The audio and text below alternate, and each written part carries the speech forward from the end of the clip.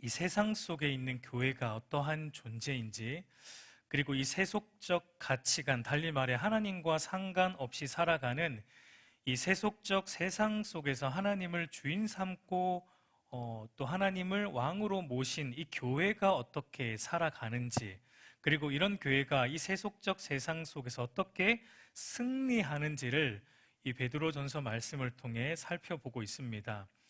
여러분, 사도 베드로는 이 교회와 성도의 정체성이 무엇인지, 그리고 성도가 또 교회가 이 세상에서 왜 승리할 수밖에 없는 그 이유를 어디에서 찾고 있었습니까?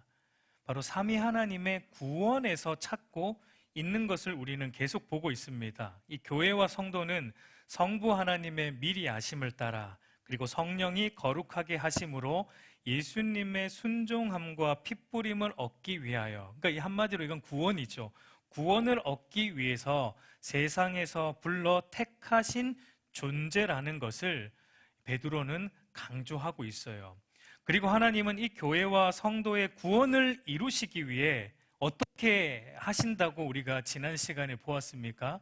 하나님의 능력으로 보호하여 주신다는 것을 보았어요. 그러니까 하나님이 보호하시니까 이 교회와 성도는 승리할 수밖에 없는 것입니다. 이게 승리의 비결이에요. 우리가 열심을 내는 것도 아니고, 물론 열심을 내지만 우리의 행함으로 교회가 승리하는 것이 아니라 우리 하나님의 보호하심이 교회를 향해 있다라는 겁니다. 그런데 여러분, 이 중요한 것은 하나님께서 교회와 성도를 어떤 방법으로 보호하시고 지키시고 믿음을 견고하게 하신다라고 말씀하십니까? 어떤 방법을 쓰세요, 하나님이? 시험을 통해.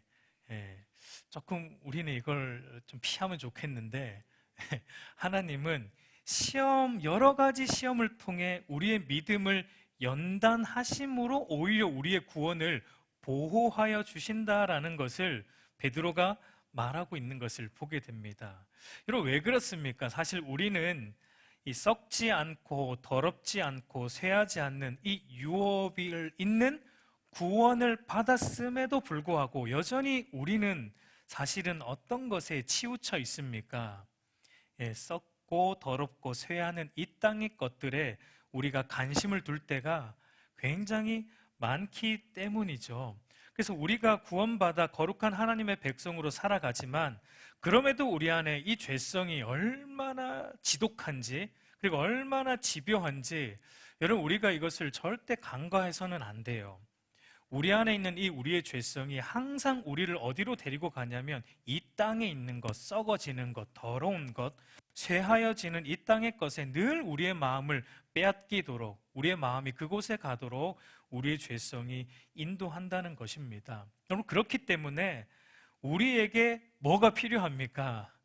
시험이, 연단이, 고난이 그렇기 때문에 우리에게 필요한 거예요. 그것을 통해서 하나님이 우리의 믿음을 새롭게 하시고 더 굳게 하시고 강하게 하시는 것입니다.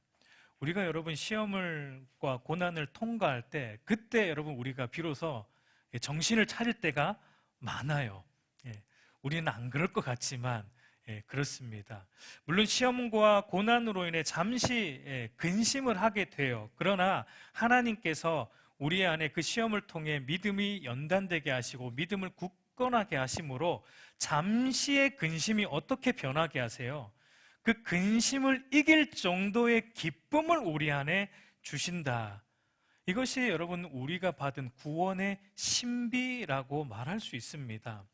여러분, 그래서 이제 사도 베드로는 계속해서 이 삼위 하나님의 구원이 얼마나 놀랍고 얼마나 영광스러운 것인지, 우리가 앞에서도 계속 말했지만 또 이어지는 본문에서도 계속해서 이 구원이 얼마나 영광스러운 구원인지, 그래서 우리가 세상에서 이기려면 다른 걸 붙잡아서는 안 되고 이 하나님의 구원을 우리가 붙잡아야 된다라는 것을 오늘 우리가 읽은 본문에서도 우리에게 말해주고 있는 것을 보게 됩니다. 우리 10절과 11절을 다시 보면, 이 구원에 대하여는 너희에게 임할 은혜를 예언하던 선지자들이 연구하고 부지런히 살펴서 자기 속에 계신 그리스도의 영이 그 받으실 고난과 후에 받으실 영광을 미리 증언하여 누구를 또는 어떠한 때를 지시하는지 상고하니라 라고 말합니다. 그러니까 우리가 붙잡아야 될 이 구원이, 영광스러운 하나님의 구원이 어떠한 구원이라고 베드로는 계속해서 말합니까? 우리에게 임할 은혜의 구원인데, 그 구원은 구약의 선지자들이 부지런히 살피고 연구했지만 그들은 다 깨닫지 못했고 직접 누리지 못했던 구원이라는 것을 오늘 신약을 살아가는 성도들에게 강조하고 있는 거예요. 그러니까 구약의 성도들, 구약의 선지자들은 잠시 그들 안에 임한 그리스도의 영, 그 성령을 통해 장차 오실 그리스도의 고난과 그 후에 받으실 영광을 통해 이루어질 이 구원에 대해서 들었고 계시로 들었습니다. 그런데 그것이 언제 이루어질지 그들은 몰랐어요.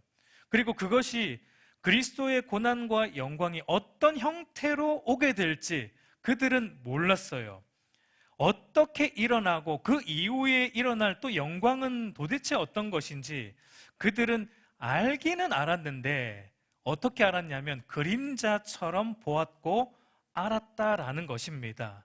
그런데 지금 신약을 살아가는 저와 여러분들, 신약의 성도들은 바로 그렇게 구약의 선지자들이 알고자 살피고 연구했어도 다 깨달아 알지 못했던 구원을 오늘 우리는 예수님의 십자가 죽음과 부활을 통해, 그리고 그것을 우리 안에 영원히 내주하시는 성령 하나님을 통해 자세히 알 뿐만 아니라 우리는 직접 누리고 있다라는 것을 베드로가 말하고 있는 거예요. 여러분, 그래서 히브리서 기자는 구약의 성도들이 누구를 부러워한다고 말하고 있죠? 구약 성도들이 신약을 사는 오늘 저와 여러분을 부러워한다라고 말하고 있어요. 그러니까 여러분, 구약의 성도들은 구원을, 그리스도의 고난과 영광을 통한 이 구원을 약속으로 받았죠. 그리고 그림자처럼 보았지만 직접 경험하지는 못했습니다. 그런데 오늘 우리는 그것을 직접 경험하고 누리고 있기 때문에 구약 성도들이 우리를 부러워하고 있습니다. 여러분, 천국에서 있는 구약, 우리 먼저 간 구약 성도들이 다시 내려오고 싶어 할 거예요. 영원히 내주하는 성령을 통해서 그리스도의 고난과 영광의 구원에 참여하는 것은 구약 성도들은 여러분 누리지 못했어요. 알았지만 누리지 못했습니다. 약속으로 받았지만 누리지 못했어요. 그런데 오늘 우리는 그것을 누리며 살아가고 있다라는 것을 베드로가 말하고 있습니다. 그리고 여러분, 우리가 받은 이 영광스러운 구원이 그리스도의 고난과 영광에 참여하는 구원이라는 것이 무슨 의미냐면, 오늘 그리스도와 연합된 구원받은 신자의 삶에도 뭐와 뭐가 함께 있다는 것입니까? 고난과 영광, 그리스도가 고난을 받고 영광을 받으셨듯이 오늘 예수 믿는 신자들의 삶에도 고난과 영광이 함께 있다라는 것을 말하고 있습니다. 여러분, 베드로 전서의 배경은 지금 고난 중에 있는 성도들에게 쓰고 있는 거예요. 그러니까 이렇게 위로하는 겁니다. 고난 중에 있는 성도들에게 고난이 있다라고 위로하고 있는 거예요, 어떤 면에서. 그런데 고난만 있는 것이 아니고 영광이 함께 있다. 여러분, 오늘날 많은 이들이 고난 없는 영광을 원합니다. 십자가 없는 구원을 원합니다. 그러니까 구원받는 것은 좋은데 십자가 지는 것은 싫다는 것입니다. 그러니까 예수 믿는 것은 좋은데 고난은 싫다는 거예요. 그러나 오늘 베드로는 우리에게 우리가 받은 구원은 그리스도의 고난과 영광을 통한 구원이기 때문에 그리스도를 통해 구원받은 신자의 삶에는 고난이 있다, 그리고 영광도 함께 있다라는 것을 말하고 있습니다. 여러분, 사실 이 서신을 쓰고 있는 베드로 자신이 사실은 고난 없는 구원을 그렇게 바랬던 사람입니다. 십자가 없는 가짜 구원을 원했던 장본인이었어요. 여러분, 과거 예수님께서 십자가 죽음을 통한 그 영광스러운 구원에 대해서 제자들에게 가르치셨어요. 마태복음 16장 21절 말씀, 우리 한번 같이 읽겠습니다. 시작. 이때로부터 예수 그리스도께서 자기가 예루살렘에 올라가 장로들과 대제사장들과 서기관들에게 많은 고난을 받고 죽임을 당하고 제3일에 살아나야 할 것을 제자들에게 비로소 나타내시니, 그러니까 예수님께서 이제 제자들에게 비로소 무엇을 가르치셨냐면, 내가 이제 고난을 받을 것이다, 그리고 십자가에 죽을 것이다, 그리고 3일 만에 살아날 것이다, 이렇게 하나님의 구원을 내가 이룰 것이다 라는 구원에 대해서, 십자가의 죽음과 부활을 통한 구원에 대해서 주님이 제자들에게 말씀했는데, 이 얘기를 들은 베드로가 여러분 어떻게 말했습니까? 우리 22절 한번 또 같이 읽겠습니다. 시작. 베드로가 예수를 붙들고 향변하여 이르되 주여 그리 마옵소서, 이 일이 결코 죽게 미치지 아니하리다. 그럼 이게 무슨 말입니까? 예수님께서 고난과 십자가의 죽음 그리고 부활하심으로 구원을 이룬다라는 말씀을 하실 때 베드로가 듣고, 여러분 베드로가 성격이 굉장히 급하죠. 지금 이 사실은 주님이 말씀 안에 고난과 십자가 그리고 3일 만에 살아나는 부활까지 말씀하셨는데, 베드로는 그 3일 만에 살아나는 부활은 생각을 안 합니다. 그 앞에 고난과 십자가만 생각합니다. 그래서 베드로가 예수님을 붙들고 항변해요. 이 항변하다라는 뜻이 영어로 보면 리뷰크라는 말인데 책망하다는 뜻이에요. 그러니까 베드로가 예수님을 앉혀놓고, 뭐 앉혔는지는 모르겠어요. 어쨌든 베드로가 예수님을 앞에 놓고 예수님을 책망하고 있는 거예요. 아니 지금 무슨 말씀하시는 겁니까? 도대체 그게 무슨 말입니까? 우리가 주님을 이렇게 따라다니고 수발 드는 것은 당신의 그 기이한 능력으로 새로운 이스라엘 나라를 세워서 그 나라에서 우리가 다 한 자리 차지하고 영광을 누리고자 하는데 고난받고 죽는다니, 아니 무슨 그런 말도 안 되는 소리를 하십니까? 라고 베드로가 주님을 책망하고 있는 거예요. 여러분 그때 우리 주님이 또 뭐라고 말씀하시죠? 23절도 한번 같이 읽어보도록 하겠습니다. 시작. 예수께서 돌이키시며 베드로에게 이르시되 내 뒤로 물러가라, 너는 나를 넘어지게 하는 자로다. 내가 하나님의 일을 생각하지 아니하고 도리어 사람의 일을 생각하는도다. 베드로는 하나님의 일이 무엇인지, 하나님의 일이 어떤 절차를 따라 이루어지는지 이때 아직 깨닫지 못했던 것이죠. 그러니까 이 당시 베드로는 예수님을 따라가는 삶, 그러니까 예수님의 제자의 삶을 그저 영광의 삶으로만 생각을 했던 거예요. 그리고 반드시 예수님을 따라간 이 수고에 대한 영광스러운 보상이 자기에게 따를 것이다. 물론 그 보상은 베드로에게 눈에 보이는 보상이겠죠. 눈에 보이는 한 자리, 그 영광스러운 눈에 보이는 보상이 있을 것이다 라는 것을 믿고 예수님을 따라다녔던 제자였어요. 그런데 그가 이제 제대로 거듭나고 나서 몸소 깨달은 베드로가 이 서신을 이렇게 쓰고 있는 겁니다. 우리가 받은 구원은 고난을 통한 영광의 구원이다. 그러니 고난 없는 영광은 없고 십자가 지는 자기 부인이 없는 이 영광의 구원은 없습니다 라고 고난 중에 있는 성도들에게 오히려 말하고 있는 것입니다. 여러분 그래서 베드로가 베드로전서 이제 마무리하는 5장에 가면은 또 이렇게 말을 해요. 베드로전서 5장 1절 우리 한번 같이 읽겠습니다. 시작. 너희 중 장로들에게 권하노니 나는 함께 장로된 자요 그리스도의 고난의 증인이요 나타날 영광에 참여할 자니라. 그러니까 베드로 자신이 그렇게 고난을 싫어했는데 그 베드로 자신이 이제는 뭐라고 말하냐면 내가 그리스도의 고난의 증인이다. 그 고난에 참여한 증인이다. 고난을 기뻐히 받는 증인이다. 그리고 또한 나타날 영광에 참여할 그 영광스러운 구원을 받은 자다. 그러니까 우리가 받은 이 구원은 고난과 영광이 함께 경험이 되는 구원이다라는 것을 말합니다. 그런데 오늘날 여러분 많은 사람들, 어쩌면 우리도 거기에 포함이 되겠죠.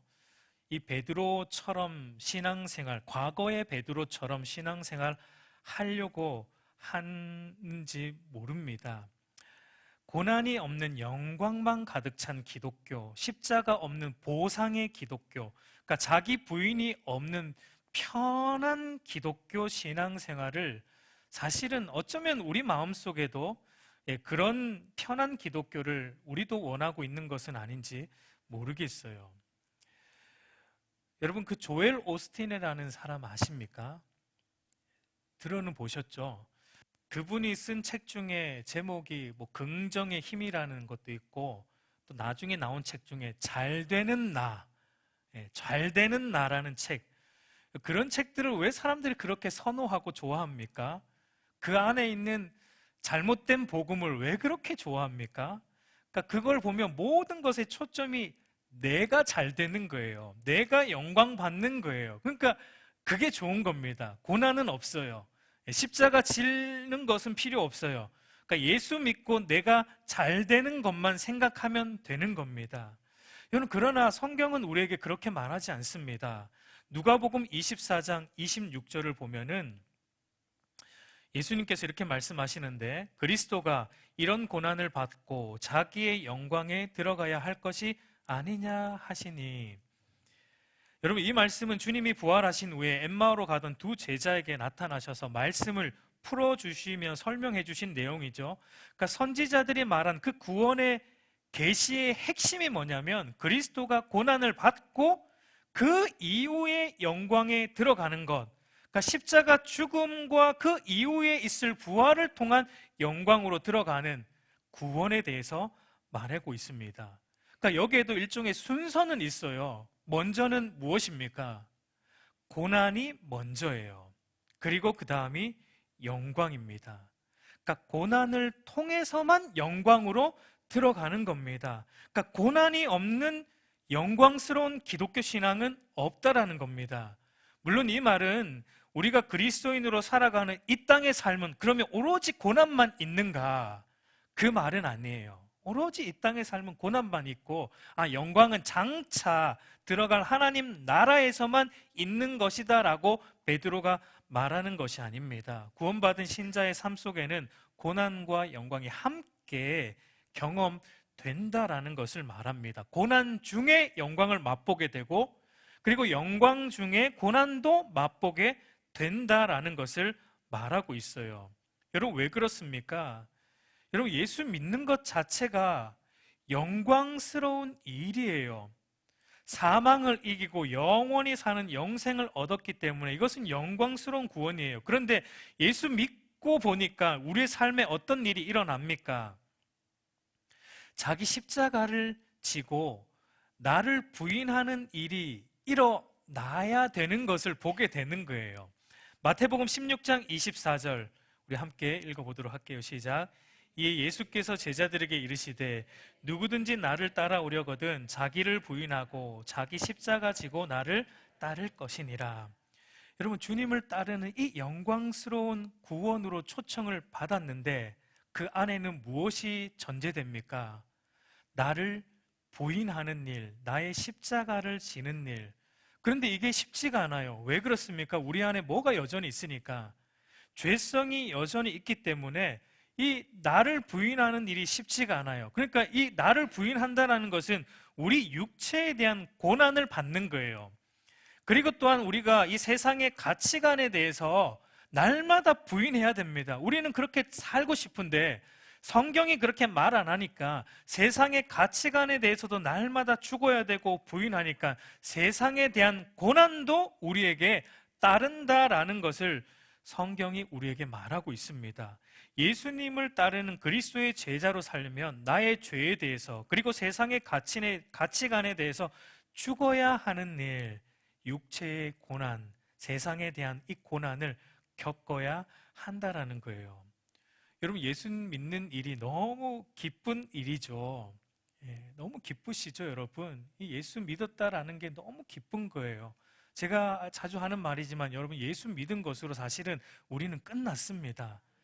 끝난 거예요. 예수 믿은 것으로 모든 것이 다 이루어진 것이고 이미 하나님 나라의 그 하나님의 보좌 우편에 우리는 앉아 있는 거예요. 끝난 거예요. 그런데 우리에게 죽는 일은 솔직히 여러분 우리가 좋지는 않아요. 힘들어요. 왜 그러냐면 여러분 사실은 우리가 그리스도를 따라가려면 그리스도가 싫어하는 것을 우리도 버려야 됩니다. 근데 이제 보세요. 그리스도가 싫어하고 그리스도가 미워하는 것들의 대부분이 여러분 어떤 거예요? 우리가 붙잡고 있는 겁니다. 우리가 많이 좋아하는 것들입니다. 별로 손에서 놓고 싶지 않은 것들이에요. 근데 그리스도를 따라가려면 그거를 놓아야 돼요. 그게 자기 부인이에요. 자기 십자가를 지는 거예요. 그래서 그게 여러분 고난인 거예요. 그게 우리 사랑하는 성도 여러분, 오늘날 많은 이들이 기독교 신앙을 굉장히 이지한 것으로, 쉬운 것으로 만들려고 합니다. 예. 제가 가끔씩 얘기하죠. 마치 기독교 신앙을 무슨 그 만화 속에 나오는 그 하나의 어떤 그 해피 엔딩만으로 기독교 신앙을 자꾸 그리려고 해요. 그러니까 그리스도인은 그 만화 속에 나오는 꽃길만 걷는 주인공으로 생각을 하는 거예요. 예. 그러나 기독교 신앙은 그렇진 않습니다. 기독교 신앙은 절대 그렇진 않아요.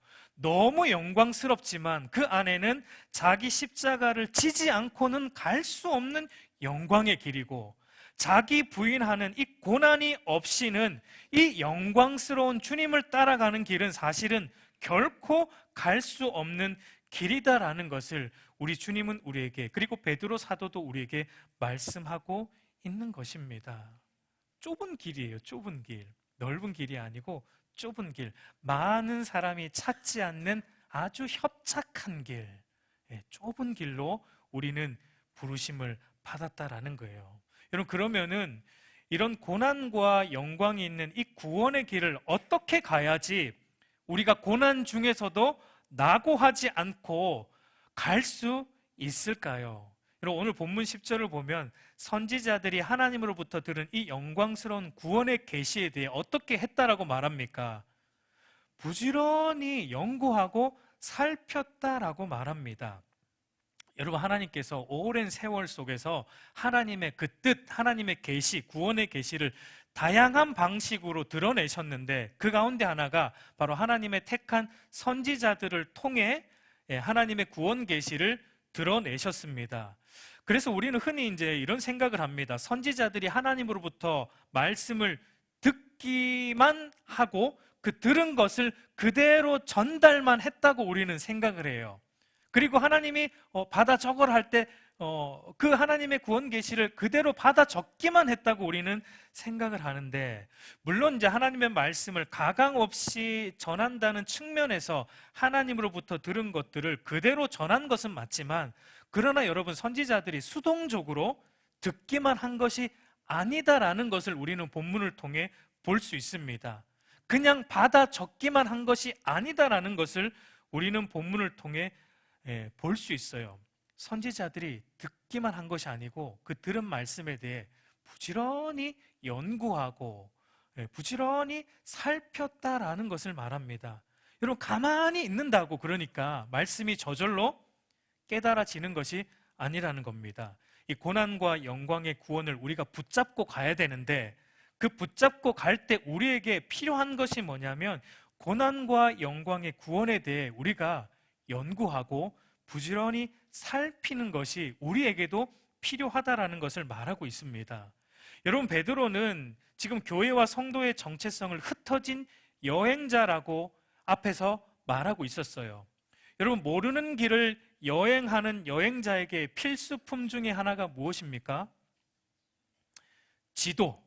지도이죠. 뭐 차로 갈 때는 내비게이션이 필수로 있어야겠죠. 어쨌든 길을 안내해주는 어떤 그 안내 책자, 지도, 이런 것들은 여행하는 사람에게는 필수예요. 그러면 여러분, 우리가 신자가 이 땅을 흩어진 여행자로 살아가면서 고난과 영광의 구원이 가르치는 그 목적지를 향해서 우리가 가고 있는데, 그 목적지를 향해 우리가 바르게 이탈하지 않고 바르게 가려면 우리에게 무엇이 필요하다는 겁니까? 그 지도를 유심히 살피고 지도를 연구하는 일, 그 지도가 우리에게 무엇이죠?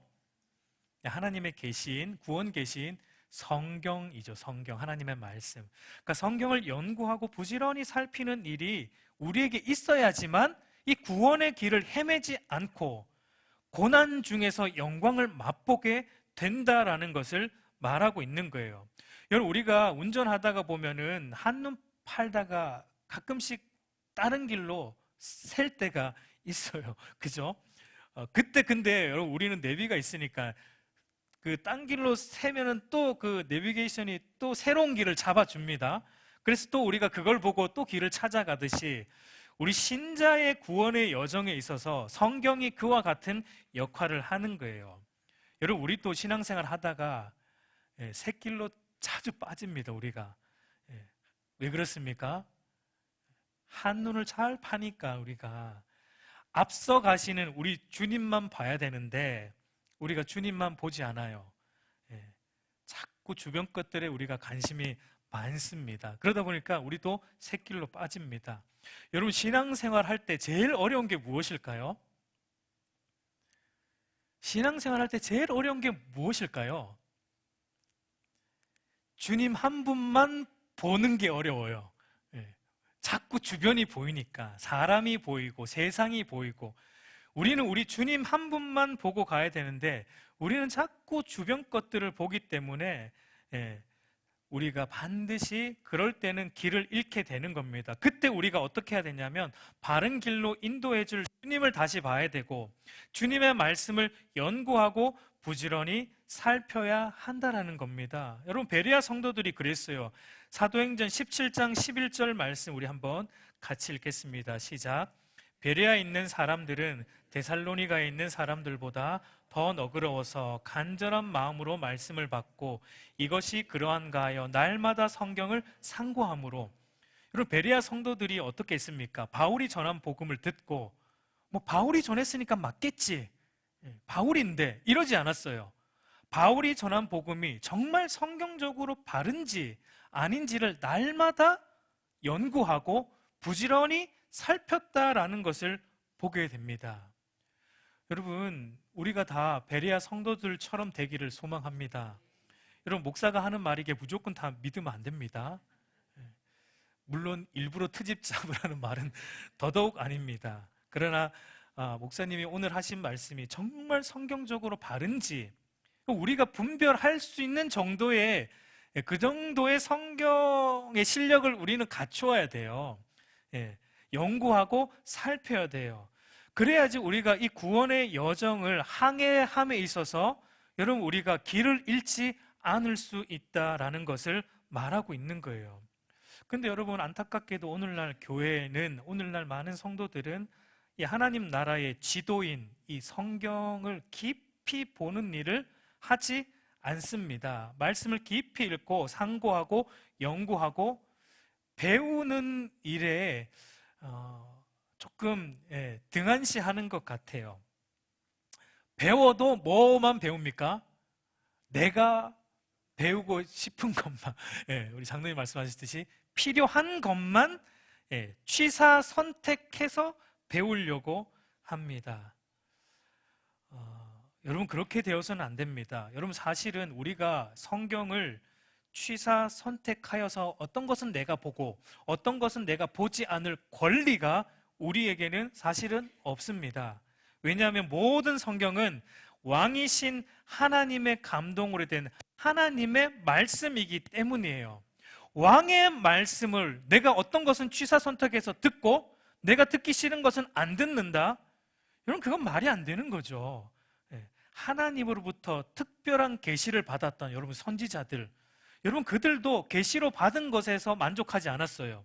그것을 더 알고자 그들은 그들의 지식과 그들의 지혜를 사용해서 하나님 말씀을 연구하고 부지런히 살폈다라는 것을 오늘 본문을 통해 우리는 보게 됩니다. 그러니까 구원에 대한 말씀을 듣고 배움에 있어서 우리도 이렇게 되어야 한다라는 것을 말합니다. 여러분, 세상 지식도 배우려면 우리가 어떻게 해야 됩니까? 등록금을 내야 되고 교재도 사야 되고 시간도 들여야 되고 도서관 가서 또 열심히 공부도 해야 돼요. 그러니까 세상 지식도 이 정도의 노력을 투자해야 된다면 여러분, 세상 지식보다, 아니 모든 지혜의 근원이 되시고 출처가 되는 이 무한하신 삼위 하나님과 그분이 행하신 구원에 대해 배우는 것에 있어서 여러분, 우리가 더 많은 물질을 투자해야 되고 더 많은 시간을 투자해야 되고 더 많은 헌신과 노력을 투자해야 되는 것은 당연한 것 아닙니까? 그런데 그 당연한 것이 오늘 우리에게는 당연하지 않은 것이 문제예요. 여러분, 오늘 우리는 기독교 신앙을 너무나 쉽고 가볍게 하려는 경향이 있어요. 그 원인은 하나님에 대한 경외심이 우리 안에 없기 때문입니다. 또한 하나님의 구원의 깊이를 모르기 때문일 것입니다. 그렇기 때문에 우리는 더 말씀을 깊이 상고해야 되고 더 부지런히 읽어야 돼요. 그리고 또한 여러분, 성경은 하나님의 완벽한 하나님 나라로 가는 지도에 마치 퍼즐과 같다라고 말할 수 있습니다. 여러분, 퍼즐은 하나라도 빠지면 어떻게 됩니까? 그 그림이 완성이 안 되고 알 수가 없습니다. 그러니까 성경도 마찬가지예요. 어느 것 하나 빠져도 우리가 하나님 나라로 가는 그 구원의 여정과 우리의 신앙생활의 길을 잃어버릴 위험이 있다라는 겁니다. 그러니까 성경의 모든 부분을 우리가 부지런히 연구하고 살펴야 된다. 그리고 여러분, 이 지도는요, 한 번 봐서 우리가 명확하게 알 수 없는 약간 신비한 보물 지도와 같아요. 성경은 마치 신비한 보물 지도. 여러분, 마치 그 보물 지도를 부지런히 연구하고 살필수록 우리가 무엇을 잘 알 수 있습니까? 보물의 위치가 어디 있는지 정확하게 알 수 있고, 그리고 그 장소에 있는 보물의 규모가 얼마나 되는지 선명하게 보여지죠. 그래서 보통 이 보물 지도를 찾아가는 그 영화 같은 거 보면 그 길이 어떻습니까? 굉장히 험난하죠. 고난이죠. 근데 여러분, 그 장소에 있을 그 보물을 생각하면 어떻습니까?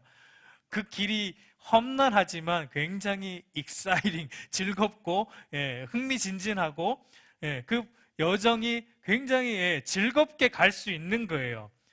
마찬가지예요.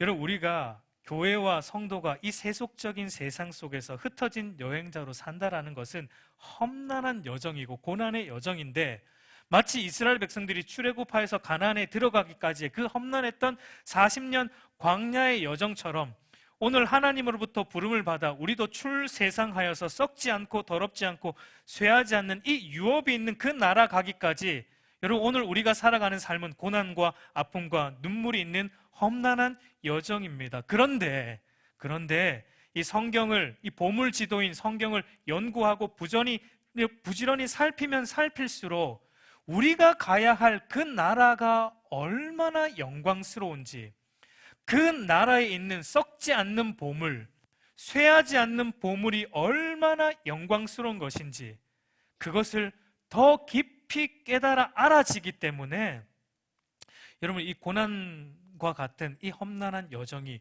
어떻게 바뀌는 거예요? 즐거움으로 바뀌고 기쁨으로 바뀌는 겁니다. 여러분, 이것은 고난이 사라져서가 아닙니다. 고난이 없어져서가 아니라 고난은 여전히 있는데 그 가운데 하나님의 영원한 영광이 고난을 덮어버리기 때문에 여러분, 사라지는 것처럼 보이는 겁니다. 그것이 바로 성경을 부지런히 연구하고 살피는 것을 통해 우리 안에 일어나는 구원의 신비라는 거예요. 그래서 여러분, 베드로가 이렇게 말합니다. 베드로전서 5장 10절 우리 한번 같이 읽겠습니다. 시작. 모든 은혜의 하나님 곧 그리스도 안에서 너희를 부르사 자기의 영원한 영광에 들어가게 하시니가 잠깐 고난을 당한 너희를 친히 온전하게 하시며 굳건하게 하시며 강하게 하시며 터를 견고하게 하시리라. 그러니까 고난과 영광이 공존하는데 중요한 것은 영원한 영광의 크기가, 그 영원한 그 하나님 나라의 기쁨이 이 땅의 그 잠시의 고난을 덮어버리는 거예요. 확 덮어버리는 거예요. 그러니까 우리가 받은 구원이 바로 이런 구원이라는 것을 베드로가 말하고 있습니다. 굉장히 영광스러운 구원이다. 그래서 베드로는 마지막 12절을 보면은 천사들도 천사들도 이 구원에 대해서 그렇게 살펴보기를 원했다라고 말합니다. 12절을 보면 이 섬긴 바가 자기를 위한 것이 아니요 너희를 위한 것임이 계시로 알게 되었으니 이것은 하늘로부터 보내신 성령을 힘입어 복음을 전하는 자들로 이제 너희에게 알린 것이요 천사들도 살펴보기를 원하는 것이니라. 굉장히 흥미로운 말을 베드로가 하고 있습니다. 여러분, 거룩하고 전능하신 영광 가운데 둘러싸이신 하나님을 가까이서 뵙고 있는 천사들이 볼 때 이 우리를 향한 하나님의 구원하심이 굉장히 신기한 겁니다. 신기한 거예요. 예. 이해한 거예요. 우리 하나님께서 한 사람 한 사람을 구원하시는 거 보니까 굉장히 이게 놀랍고 신기한 겁니다. 전능하시고 영광스러우신 삼위 하나님께서 성도들의 구원을 위해서 이토록 열심을 내고 있다라는 것을 천사들이 그 옆에서 볼 때 이게 너무 놀라운 겁니다. 도대체 교회가 무엇이기에, 성도가 어떤 존재이기에 삼위 하나님이 이렇게 움직이냐는 것입니다. 삼위 하나님의 모든 관심이 왜 여기에 있냐는 겁니다. 천사들이 볼 때 이게 이상한 거예요. 어떤 면에서 놀라운 거예요. 근데 여러분, 제가 생각할 때 천사들이 가장 놀라는 포인트가 무엇일까요? 천사들이 이 하나님의 구원에 대해서 엄청 놀라고 연구하고 살펴보는데 어떤 모습에서 가장 놀랄까요? 여러분, 천사들을 한번 생각해 보세요. 천사들은 하나님의 말씀에 불순종합니까? 안 합니다. 천사들은 하나님 말씀에 절대 순종하는 자들이에요. 하나님의 뜻대로 행하는 영적인 존재입니다. 그런데 여러분, 우리를 보니까, 천사들이 볼 때 우리를 보니까 뭘 보고 놀라는 겁니까? 좀 감이 오시겠죠? 하나님의 말씀에 이렇게 불순종하는데도 하나님의 모든 관심이 성도에게 있고 교회에게 있다는 걸 볼 때 천사들이 깜짝 놀라는 거예요.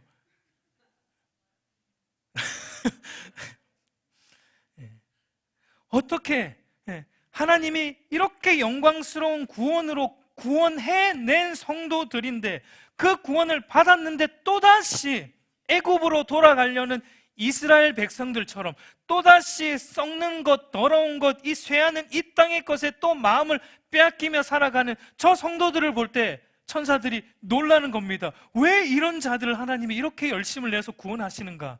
근데 여러분, 천사들이 그것만 놀라지 않고 한 걸음 더 나아가서 놀라는 거예요.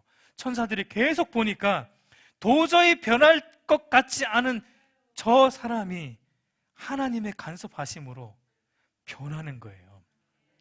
거룩해지는 거예요. 하나님 말씀에 순종하는 거예요. 그러니까 천사들이 그거 보고 뒤통수를 맞는 거예요. 아, 과연 하나님이시구나.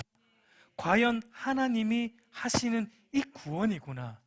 저 사람들을, 저렇게 말 안 들을 것 같았던 저 사람들을 예수 그리스도의 부활하심, 죽음과 부활하심을 통해 성령을 통해 거듭나게 하셔서 끝까지 책임지고 인도하셔서 결국은 그 믿음의 사람으로, 하나님의 사람으로, 하나님 말씀에 올인하는 사람으로, 하나님 말씀 붙들고 살아가는 거룩한 사람으로 변화시키는 것을 보니 천사들이 놀라는 겁니다.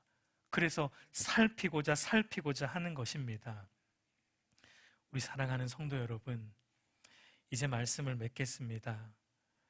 여러분, 오늘 우리는 이 삼위 하나님의 구원에 대해 너무 익숙하게 받아들이지만 사실은 절대 그렇게 할 수 있는 문제가 아니에요. 이 엄청 놀라운 구원입니다. 천사들도 이렇게 놀라고 있는 구원이 우리에게 임했고 우리 삼위 하나님이 우리를 그렇게 붙들고 계시고 책임지고 인도하고 있다라는 것을 말하고 있는 거예요. 그러니까 우리는 승리할 수밖에 없는 거예요. 여러분, 세상에 지지 마십시오. 세상을 우리는 이미 승리한 존재입니다. 세상에 더 이상 그 가치관에 끌려다니지 않기를 바랍니다. 여러분, 하나님 나라의 메인 뉴스에 매일 들려오는 소식, 하나님 나라의 그 뉴스에 속보로 들려오는 소식이 이런 거예요. 속보입니다. 알곡교회 성도 누가 시험을 통해 믿음이 연단되어 죄를 이기고 썩지 않고 더럽지 않고 쇠하지 않는 하늘의 유업에 그의 마음을 두기 시작했습니다. 드디어 참된 구원을 살아가기 시작했습니다 라고 하나님 나라 뉴스에 속보로 나오는데 천사가 그 속보를 보고 놀래서 자빠지는 겁니다. 여러분, 하나님 나라 뉴스에 우리 알곡교회 성도들 소식이 많이 들리기를 소망합니다. 여러분, 고난 많은 이 세상 속에 우리가 받은 구원을 붙잡으세요. 다른 것이 우리의 위로가 아니고, 다른 것이 우리를 승리로 인도하는 것이 아니고, 우리 삼위 하나님이 우리에게 주신 이 영광스러운 구원, 여러분, 이 구원이 우리를 위로하고, 늘 고난이 있을 때 이 구원이 우리를 위로하고, 힘들 때 이 구원이 다시 우리를 일으켜 세우실 것이고, 지쳐 쓰러질 때 삼위 하나님의 구원이 다시 우리를 일으켜 세워 우리의 무릎에 힘을 주시고 또 믿음으로 걸어갈 힘과 용기를 주는 것입니다. 여러분, 그 은혜가 저와 여러분들의 삶에 충만하기를 우리 주님의 이름으로 축복합니다.